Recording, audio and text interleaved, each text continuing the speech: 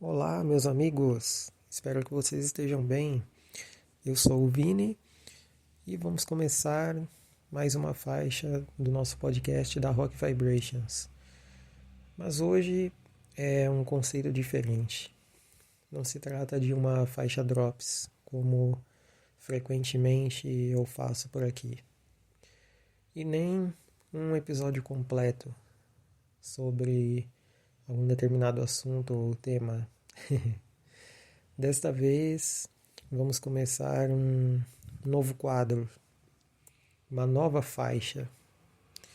E essa faixa vai abordar justamente algumas bandas que, por vezes, você, eu e tantas pessoas que a gente conhece gostam, mas que muitos acabam por não concordar pelo sucesso, pela forma como compuseram algumas coisas, enfim, aquelas bandas que de uma certa forma atingiram sucesso, mas que tem muitos haters por aí. E eu vou começar isso com uma banda que estourou nos anos 2000. Ela é um pouquinho antes dos anos 2000, mas ela ficou conhecida exatamente no ano 2000, com seu disco de estreia, e mudou totalmente os parâmetros do metal daquela época, aquele metal moderno que muitos chamaram de new metal, né? Ou nu metal também, que foi uma vertente seguida ali pelo mesmo pessoal praticamente, pessoas da mesma cena, né, nos Estados Unidos. Estou falando do Linkin Park.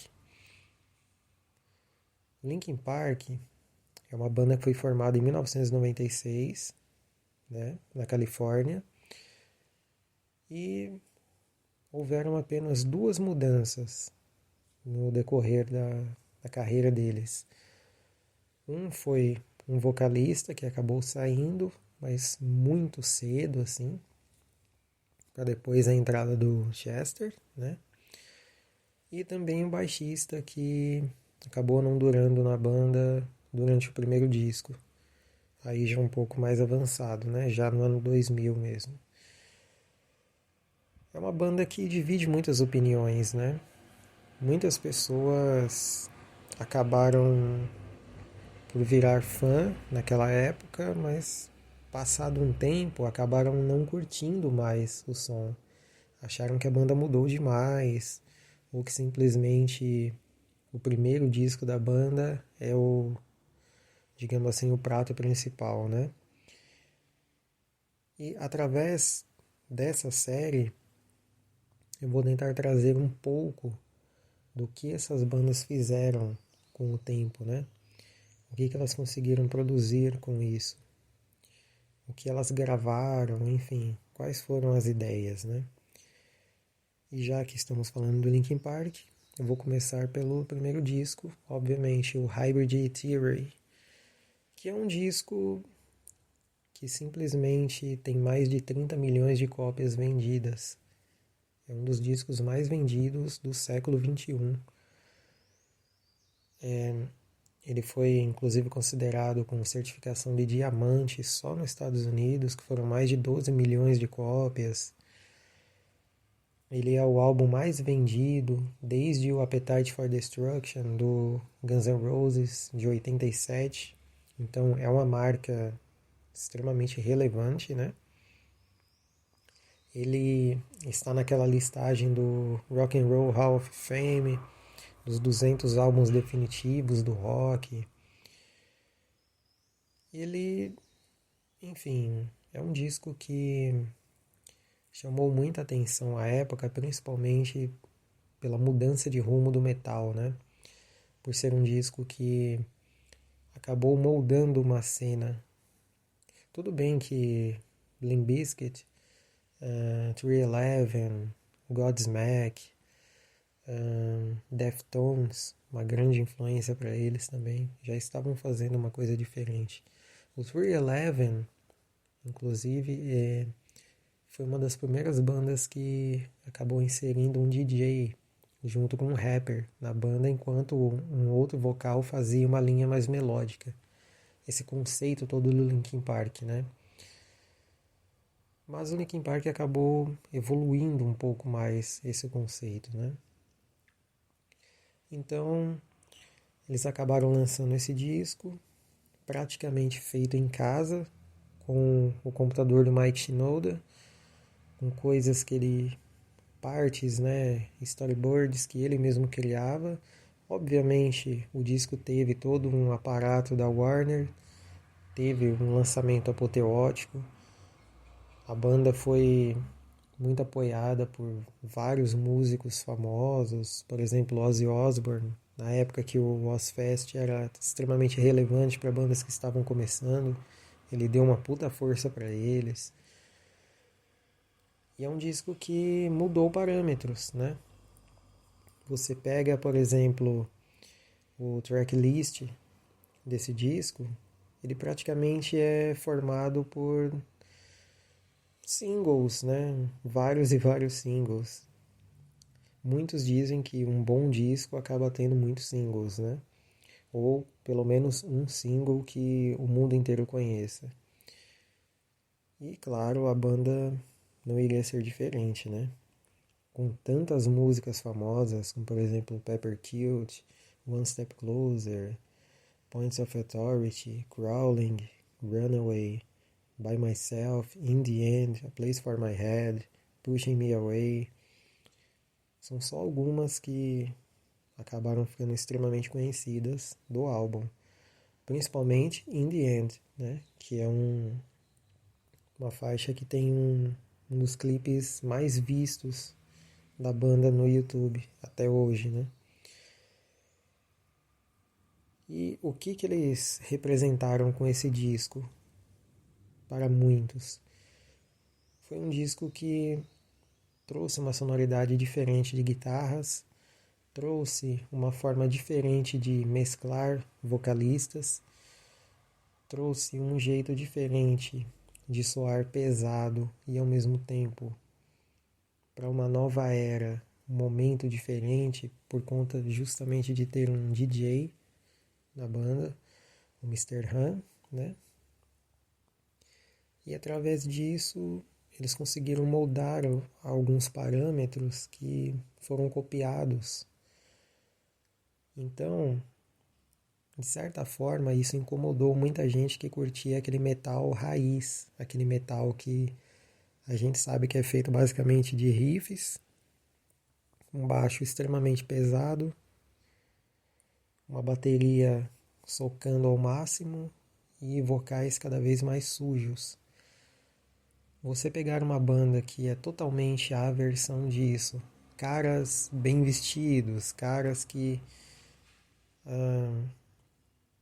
preferiram, por exemplo, fazer uma faculdade antes de virarem músicos, quiseram ter alguns tipos de formações antes de realmente escolherem a música, terem um poder aquisitivo interessante para poderem gravar, não passarem tanto perrengue, né?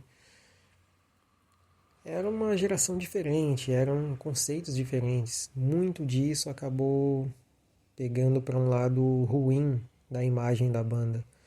Muitos achavam, inclusive, até o segundo disco, o Meteora, que a banda simplesmente sampleava algumas coisas ou eles editavam tudo no computador e fazia com que aquilo não fosse real.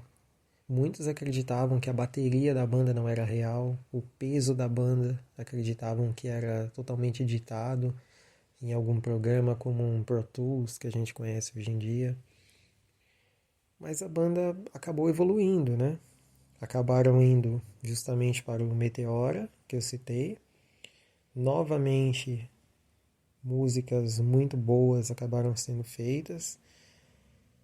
É claro que ele não teve o sucesso do Hybrid Theory, porque não teria como, né?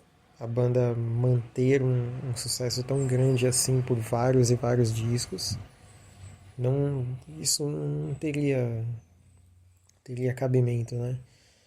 A banda pode sim estourar com um disco, um determinado som, mas manter isso em 2 discos é complicado. Mas em 2003, né, 3 anos depois do apoteótico lançamento do primeiro disco, eles lançaram Meteora. É um disco que tem a música mais famosa da banda, principalmente, infelizmente, depois da morte do Chester Bennington, né? Ele acabou se suicidando em 2017, em julho de 2017, que é a música Numb, que acabou ficando como um marco, né? Por ser uma música muito pessoal para ele, né? Mas outras faixas como Don't Stay, Lean From You, Somewhere I Belong, Easy to Run, Hit the Floor, Faint, tocou muito ali por 2003, 2004, né? Breaking the Habit também é uma faixa que tocou muito entre 2005 e 2007. E From the Inside, que tem um clipe que ficou muito famoso à época, né?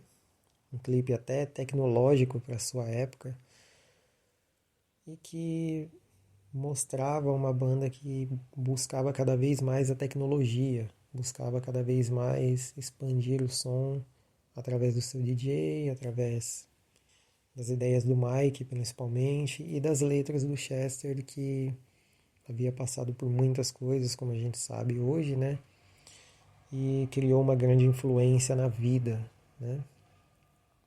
A banda cresceu, obviamente, o disco também foi muito grande para a época, ganhou várias certificações importantes e manteve o Linkin Park em seu auge por 2 discos, não tanto quanto a estreia, mas o suficiente para ficarem nas paradas da Billboard.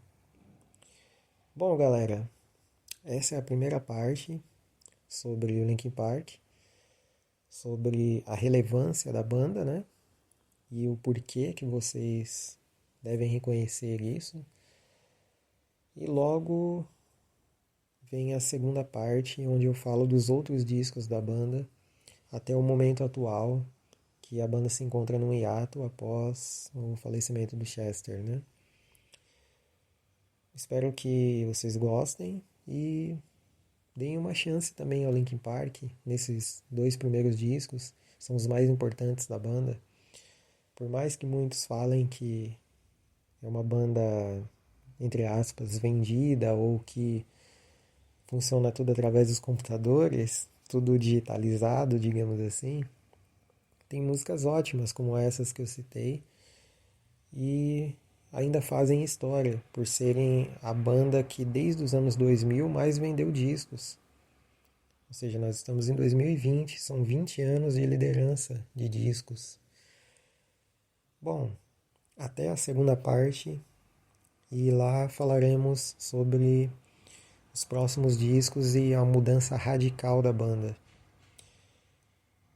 Um grande abraço para vocês, meus amigos.